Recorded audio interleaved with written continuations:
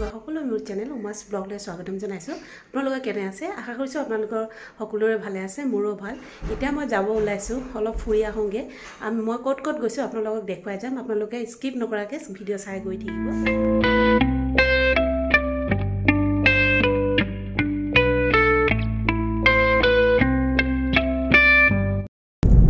ঘৰত একেবাৰে বৰ হৈ আছিলোঁ, অলপ ফুৰিবলৈ আহিছোঁ। আপোনাৰ বেছি দূৰ নহয়, ঘৰৰ একেবাৰে ওচৰত টিৰাপকলেৰী বাগানৰ মাজত খুব ভাল সেউজীয়া পৰিৱেশ, বিৰাট ভাল লাগে। লগতে আহিছে মোৰ ছোৱালী ৰিম সোণোৱাল, হাই কৈ দিয়া, হাই। এফালে মোৰ হাজবেণ্ড আৰু আমি তিনিটাই এনেকৈ গৈ আছোঁ। আৰু ক'ত ক'ত গৈছোঁ, কি কি কৰিছোঁ আপোনালোকক দেখাই গৈ থাকিম, চাই গৈ থাকিব।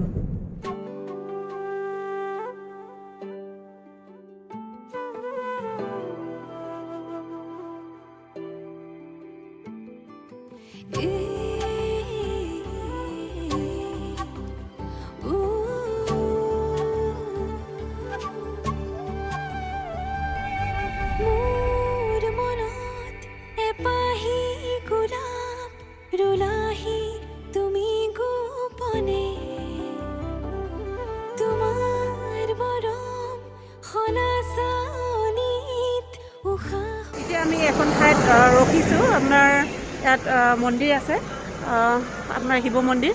মই আপোনালোকক দেখুৱাই যাম। মই বহুত বিশ্বাস কৰোঁ ইয়াত। মই প্ৰায় শাওণ মাহত আহোঁৱেই। মই মোৰ বেক চাইডত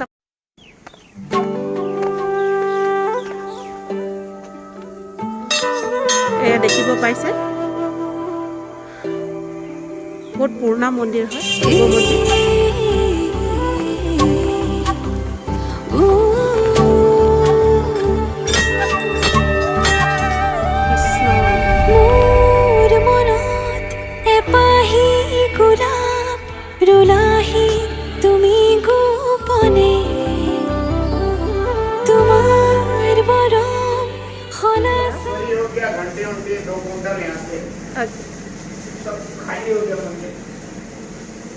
বিৰাট পুৰণা মন্দিৰ হয়, মই বহুত বিশ্বাস কৰোঁ।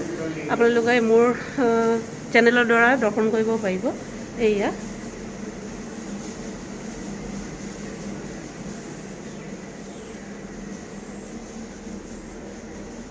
এতিয়া মই মন্দিৰৰ ভিতৰত পণ্ডিতজীক লগ পাইছোঁ। পণ্ডিতজীৰ পৰা মই জানিব বিচাৰিছিলোঁ মন্দিৰটো কেতিয়া স্থাপনা কেতিয়া হৈছিলে। আৰু প্ৰায় মই আহি থাকোঁ, কেতিয়াও সোধা হোৱা নাই, কিন্তু জানিবলৈ খুব ইচ্ছা আছিলে। বলকচোন তেওঁক সোধোঁ কেতিয়া ইয়াত মানে কি কাৰণে, কেতিয়া কি হ'ল, মন্দিৰটো কোনে কেনেকৈ স্থাপন কৰিলে, খুব জানিবলৈ মন আছিলে। বলকচোন। প্ৰথমটো আমাৰ সেই ষ্টিলৰ ৰোড, এইটো পুৰণীয়া ৰোড আছিলে। যেতিয়া নতুন ৰোড বনালে সেই ৰোড কাষতে গাছ এটা বেলেগ গছ আছিলে, এইটো আমাৰ বৰগাছ। সেইটো গছৰ ৰোড বনোৱা সময়তে PWD কি কণ্ট্ৰেক্টৰবোৰ কটাই দিলে গাছ। তাত আমাৰ দেউতা আছিলে, ৰেলত কাম কৰিছিলে, তেওঁলোকক পূজা কৰিছিলে। প্ৰথম এইটো 74ত সিহঁতি পূজা কৰিছিলে। পূজা কৰাৰ সময়তে এটা সাধু আহিছিলে, তেখেতক মানে তাত থৈ দিলে। আৰু এটা শিৱলিংগ পাইছিলে, তাত শিৱলিংগ বহাই তাত মানে পূজা অৰ্চনা মানে ষ্টাৰ্ট কৰি দিলে। তাৰপিছতে ৰোড বনোৱাৰ সময়তে মাটি চাটি পাতাই ৰোড গছটো কাটি দিলে। কাটাৰ পিছতে ইয়াৰ লেখা পানী মানুহকেইটা একো কৰা নাই, এৰি দিলে এনে। তাৰপিছত ৰোডটো যেতিয়া ষ্টাৰ্ট হ'ল, ষ্টাৰ্টিং দিয়াৰ পিছতে সদায় গাড়ী এক্সিডেণ্ট হৈ থাকে। সেইফালে এটা ফৌজি গাড়ী এক্সিডেণ্ট হ'ব, এটা চিভিল গাড়ী এক্সিডেণ্ট হ'ব। তেনেকুৱা এক্সিডেণ্ট হৈ আমাৰ স্থানীয় লোক মানুহ বচাবৰ কাৰণে যায়, কেতিয়া মানে গাড়ী তলতে পৰি যায়, বচাই কিন্তু মানুহ এটা মানে মৰা নাই, খালি চোট পাইছে। তাৰপিছত সেইটো ষ্টাৰ্ট যেতিয়া হ'ল ৰোডটো কিমান সনত ষ্টাৰ্ট হয়, সেইটোতো হ'ব কিজানি 80 সনতে হ'ব, এনেকুৱা এনেকুৱা হ'ব ৰোড ষ্টাৰ্ট। কিন্তু ইয়াৰ পৰা 74 পৰা আমি পূজা কৰিছোঁ ইয়াত মন্দিৰত। চাকি এভাগি জ্বলাই যাব নিজৰ পৰিয়ালৰ বাবে আহিব। আৰু ইমানটো কৈ মই আপোনালোকক অশেষ ধন্যবাদ জনাইছোঁ। আপুনি ইমানখিনি মোক কথাখিনি জনালে, তাৰ বাবে মই আপোনাক ধন্যবাদ জনাইছোঁ।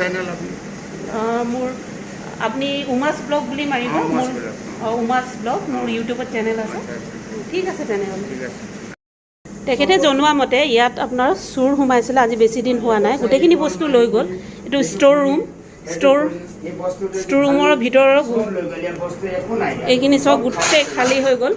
এয়া দেখিব পাৰিছে চোৰে আজি বেছি দিন হোৱা নাই চুৰি একেবাৰে খালীকৈ উদংকৈ লৈ গ'ল আৰু এয়া নহ'লেও আমাৰ পুৰা ফুল আছিলে হয় আমাৰ কাঁচা ঘোঁৰা আছিলে হয় সিও লৈ গ'ল এনেকৈ যে আমি য'ত ঝোল বলত ঝাঁজ আছিলে হয় এইটোও লৈ গ'ল চব লৈ গ'ল খালি ষ্টিলৰ বস্তু এৰি দিল বাকী কাঁহৰ আপোনাৰ ৰূপৰ সোণৰ চব লৈ গ'ল একদম খালি কৰি দিল একো বস্তু বহুত বেয়া লাগিল শুনি বহুতবোৰ আছিল বস্তুবোৰ আছিলে আহি আপোনাৰ টিপং কইলাৰী পালোহি টিপং কইলাৰী এতিয়া চেমা গাঁৱত আমি সোমাম আপোনালোকক মই দেখুৱাই যাম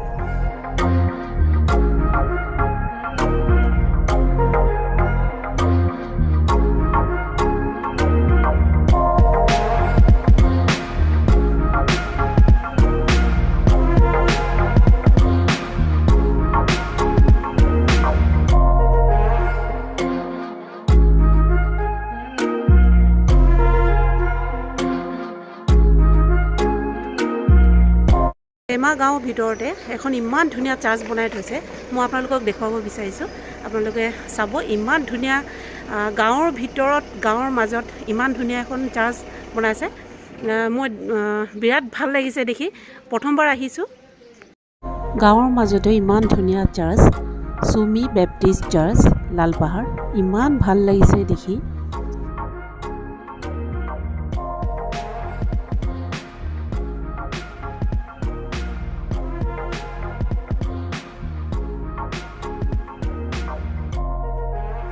এতিয়া আমি আহি পালোহি টিপং কইলাৰী গেট নতুনকৈ বনোৱা হৈছে আগত মই দেখা নাছিলোঁ এতিয়া আমি ইয়াৰ ভিতৰত সোমাই যাম কি আছে আমি চাই গৈ থাকিম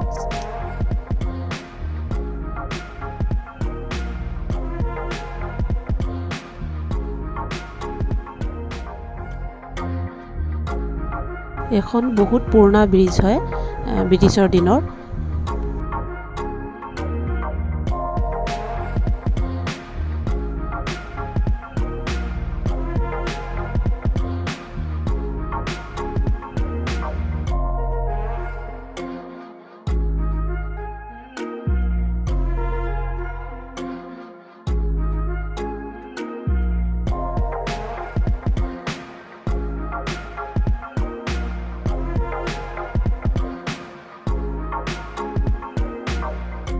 ব্ৰিটিছ দিনৰ এখন গুহা য'ৰপৰা কয়লৰ ট্ৰলি গৈছিল ট্ৰলিখন সেইফালে পৰা সোমাই এফালে পৰা ওলাইছিল এয়া আপোনালোকক দেখাব বিচাৰিছোঁ ভালকৈ চাই লওক ব্ৰিটিছৰ দিনৰ হয় মই আগত আহিছিলোঁ কিন্তু তেতিয়া বেলেগ আছিলে এতিয়া একেবাৰে জংঘল হৈ পৰিল